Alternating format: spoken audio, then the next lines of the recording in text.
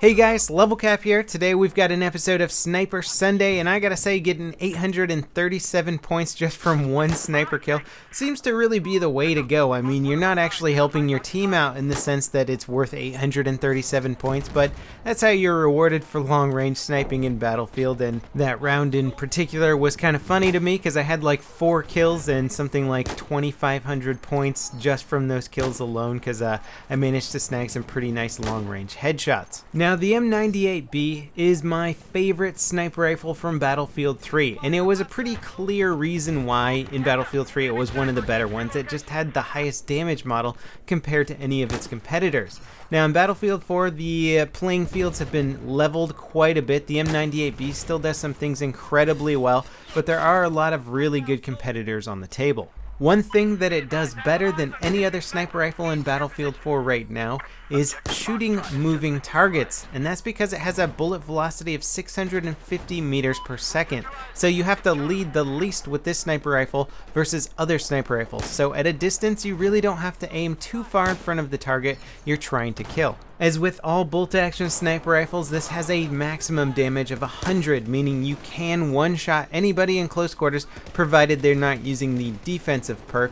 And this actually makes it pretty fun for trying to get those clutch hipfire shots, which are very difficult to do just because hipfire accuracy with these things is so unpredictable, but when you get them, it's a really good feeling. Now, that 100 damage starts to drop off past 12 meters, so you're not going to be getting those same crazy close quarter benefits beyond that, and the damage drop off goes down to 59 like a lot of other bolt action sniper rifles, except this one drops off at around 150 meters away. So it's intended for extreme long range shooting, and anybody closer than that is still going to be getting more than 59 damage. So you're going to be landing in the 70, 75 to 80 range, and anybody who's got a tiny bit of damage done to them already, you can easily get some body shot kills. Now, to make up for the fact that this has one of the best damage models out of any of the sniper rifles out there, and then it's got a crazy fast bullet velocity, we need to give it some things to balance it out, and that is the rate of fire. It only shoots 40 rounds per minute, making it one of the slowest, well, technically tied for the slowest firing bolt action sniper rifles in the game. So you got to take your time, you got to make your shots absolutely count, and it's definitely not going to be a good weapon for medium to close range engagements. So speaking of that, no matter what map you play, you want to try and keep yourself as far away from the enemy as possible. As you notice here, I'm being a bit of a rooftop camper, which I guess is kind of my playstyle now if I'm doing bolt action sniper rifles, unless there are no roofs, but I definitely try and put as much distance between myself and the enemy to give me the best advantage as possible. Because if you're in that medium range engagement distance and you're going up against decent players with assault rifles, you are going to lose out hard. I mean, once you start getting shot with an assault rifle, it's very hard to make your mark and take your shot after that. So it's kind of a whoever shoots first wins the firefight deal in anything from medium to close range.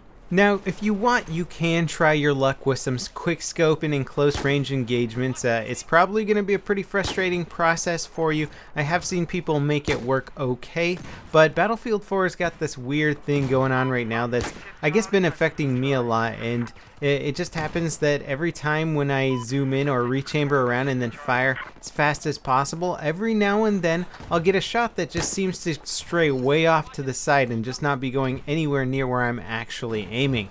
This is a bug that somebody's actually made a video on before and commented on, but I've been noticing it more and more. I noticed it a lot with the M98B, so I'm not sure if it has to do with the way that this weapon fires or because it's a slow rate of fire weapon that I'm always ready to shoot as soon as I have that next round chambered, so I notice it more, but it has been a bit aggravating, and it's definitely gotten me killed in some situations.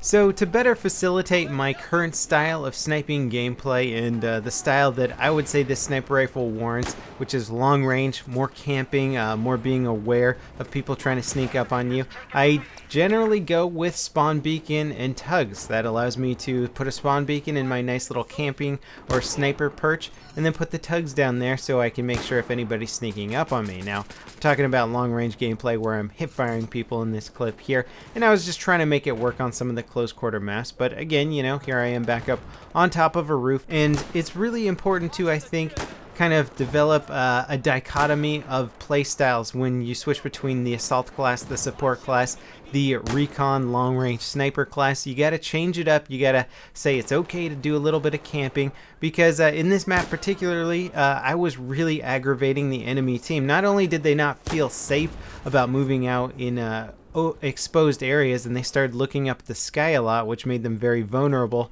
to my teammates, but they started, you know, raging in chat and saying all this stuff. And when you upset your opponents like that, then they play worse. You know, they become much easier targets to get rid of. So just like sports and a lot of other games, a lot of it comes down to mentality, how players are feeling. And I've noticed it time and time again, having played so much Battlefield 3, in a game where your team starts off really well and you sort of shut the team down on a really good push.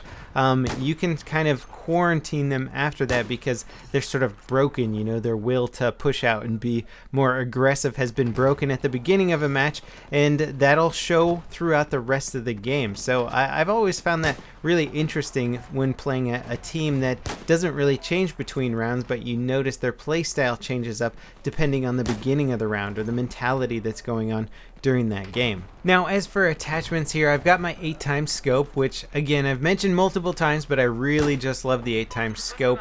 I also really like using the 14x variable zoom scope, because again, we have lots of really long range engagements in Battlefield 4. The engagement distance, I'm willing to bet, has increased dramatically from BF3 to BF4, so having a 14x sight becomes usable in so many more situations than I was expecting it, and it's great for picking off those headshots, which are absolutely essential for any sort of bolt action sniping gameplay. So as we're wrapping things up here, I realize a bunch of you are probably wondering, you know, is the M98B as good as it was in Battlefield 3? How does it compare to the other sniper rifles out there? And I gotta say, it would be one of the best sniper rifles if it weren't for the SRR-61. Now, the SRR-61 doesn't shoot at the same bullet velocity, but its bullet drop is less than this weapon, which actually makes it a better headshotting weapon at long range. So I like the SRR-61 better. The M98B is still a great sniper rifle, and I'm sure a lot of people could get really good with it. It is better for hitting moving targets, as I said before. So that pretty much wraps it up for this episode of Sniper Sunday. I hope you guys enjoyed it. I hope you learned something, and I'll see you next time. This is LevelCap, signing off.